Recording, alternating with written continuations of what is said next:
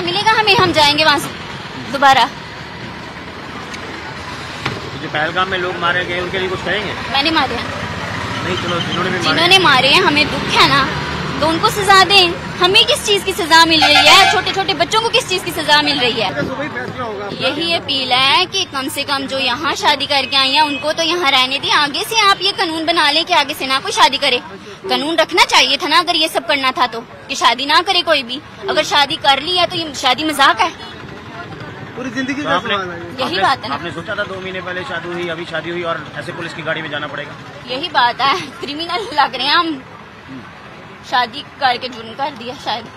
लेकिन जब अनाउंसमेंट हुई कि पाक नेशनल चले जाएं वापस, तो आप अपने आप जा रहे थे कि पुलिस जबरदस्ती लेके आई आपको? नहीं, हम अपने आप तो नहीं जा रहे थे, हम LTV में थे। हमारा LTV अंडर प्रोसेस जा रहा था। तो हमें मैसेज उन्होंने पहले किया था कि आप चले जाएं। फिर उन्होंने मैसेज किया था कि हमने उनको कहा कि हम तो LTV में आ रहे हैं, LTV का तो नहीं है कि जाना है उन्होंने। फिर उन्होंने मैसेज किया कि आपको गलत मैसेज चला गया है, आप मतलब नहीं जाएं।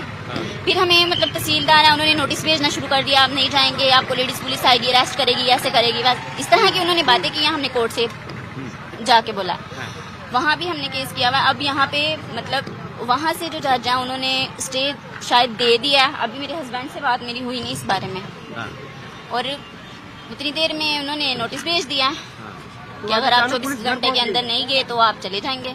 तो पुलिस हम उठा के लेके अचानक पहुंच गई रिपोर्ट करने के लिए? हाँ। पुलिस कब पहुंची आपके पास यहाँ लेके आने के लिए? नहीं, उन्होंने हमें कॉल की थी। उन्होंने कहा था कि आप आए हमारे पास, रिपोर्ट करें और आपको जाना ही जाना है। आपके हस्बैंड ने थोड़ा बताया हमें बाहर कि आपकी ऑनलाइन शादी हुई थी। हाँ। वो थोड़ी क्लैरिटी करेंगे, कैसी हुई ऑनलाइन शादी और कब हुई? वीजा नहीं मिल रहा था, 9 साल से अप्लाई कर रहे थे, वीजा नहीं मिल रहा था ऑनलाइन। फिर हमने निकाह किया, फिर हमें वीजा मिला और अब वीजा मिला है और अब ये ड्रामा हो गया।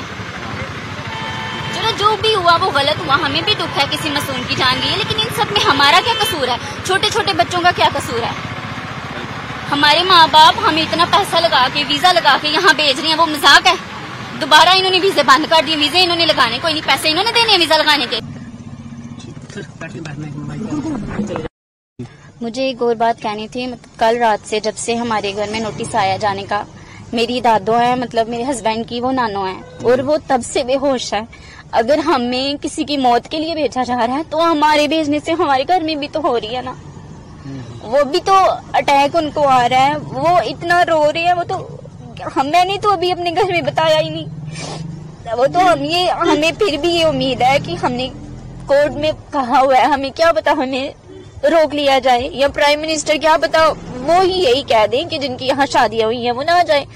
ये बात गलत है। हमें ये कह रहे हैं पाकिस्तानी है, पाकिस्तानी है, पाकिस्तानी हम वहाँ के रहने वाले हैं, और हमारी फैमिली जो है वो यहाँ की ही रहने वाली थी। जब जंग हुई थी तब वो अलहदा हुए थे, और मेरा डोमिसाइल बना हुआ है। मैं वहाँ मतलब ये कहा जाता है कि हम यहाँ के ही रहने वाले, महाजरीन हमें कहा जाता है वहाँ पर पाकिस्तान में, जो जम्मू कश्मीर के ही रहने वाले हैं।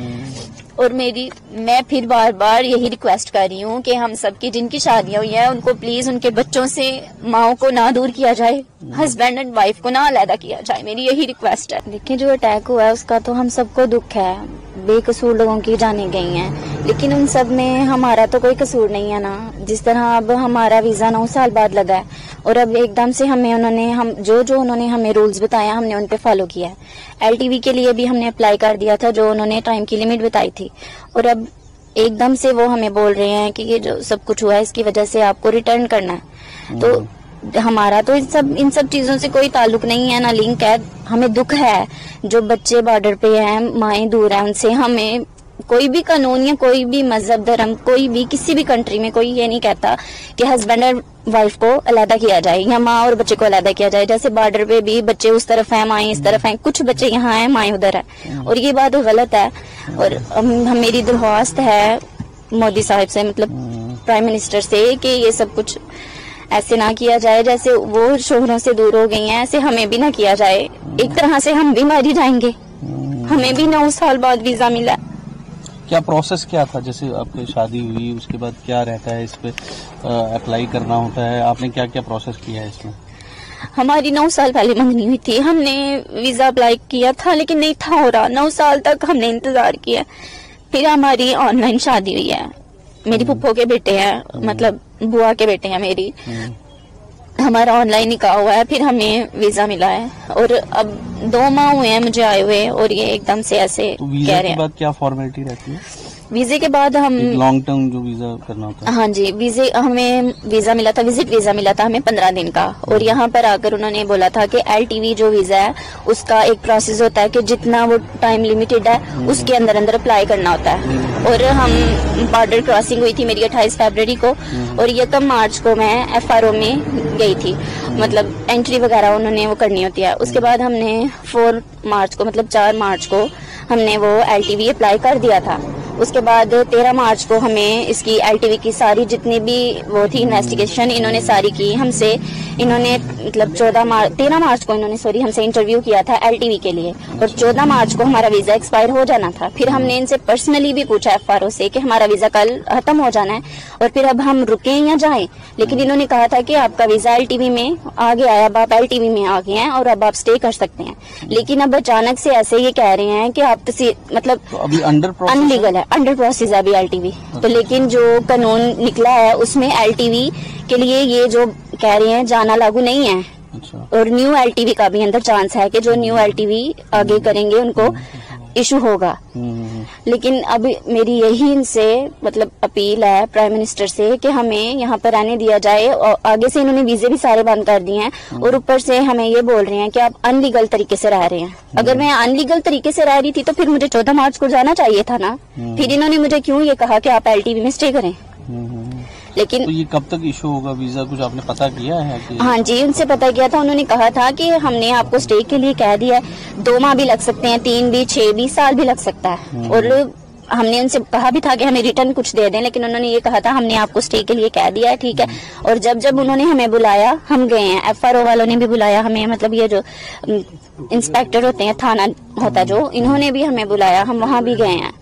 लेकिन अब अचानक से जब ये ऑर्डर हुआ है, जब ये हादसा हुआ है और इसके बाद इन्होंने मतलब तहसीलदार है उन्होंने हमें नोटिस भेजा कि आप अनलीगल तरीके से रह रहे हैं। वो हमारे घर में भी आए हैं, वो मतलब मुझे खुद बोल कर गए थे आप अनलीगल तरीके से रह रहे हैं। 15 मार्च का आपका वीजा जो है वो एक्सपायर हो गया। 15 मार्च का नहीं, हमारा 14 मार्च का एक्सपायर हो गया था।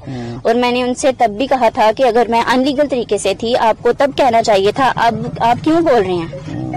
क्योंकि हमें तो उन्होंने लॉन्ग टर्म वीजे में स्टे का बोला था और हम उसी वजह से कर रहे हैं। और यही बात हमने मतलब ये जो तहसीलदार है हमने इन्होंने भी हमसे पूछा था जब हम स्टे कर रहे थे कि आपने स्टे क्यों किया। और हमें उन्होंने एप्लीकेशन वो जो ID होती है उसकी LTV की उन्होंने हमें वो दी थी और यही बोला था कि आपको कोई भी कुछ कहेगा आपने वो प्रूफ दिखाना है। ये इस तरह की ये जब हमने उनसे बात की थी मतलब उनको बताया था कि तहसीलदार ने हमें ये ऐसे वो किया है। ये मतलब कल मेल आया आपको एग्जिट परमिट कैंसिल कर दिया हुआ है? हाँ जी, पहले इनका मेल आया था कि आपको मतलब जाना है। पहले इन्होंने हमें मेल किया था कि आपको जाना है, लेकिन फिर हमने इनको कॉल की थी क्योंकि इन्होंने हमें कहा था कि आप LTV में स्टे करें। फिर हमने इनको कॉल की थी, उन्होंने कहा था कि आपका गलती से हो गया है, आप LTV में ही हैं, आप नहीं जाएंगे। उन्होंने फिर मेल की, ये एग्जिट वीजा जो है वो कैंसिल कर दिया। फिर तहसीलदार के मतलब उन्होंने फिर कॉल की अगेन, उन्होंने कहा कि आपको वार्न किया जाता है, आप चले जाए, नहीं तो आपको लेडी पुलिस आकर बॉर्डर क्रॉस करवा देगी। लेकिन मैंने उनसे तब भी कहा था कि हमें FRO वालों ने बोला है कि ये सारा प्रोसेस हमारे अंडर में आता है, हम ये तय करते हैं कौन जाएगा और कौन आएगा। और उन्होंने हमें बोला कि आपने नहीं जाना। और अब मतलब उन्होंने हमारी बात नहीं मानी। उन्होंने कहा FRO क्या होता है, हम तो FRO को जानते ही नहीं। फिर हमने मतलब वो लॉयर के पास गए हैं, अंकुश शर्मा, हमने उनके जरिए एक पिटीशन वो हमने मतलब इनके अगेंस्ट की है।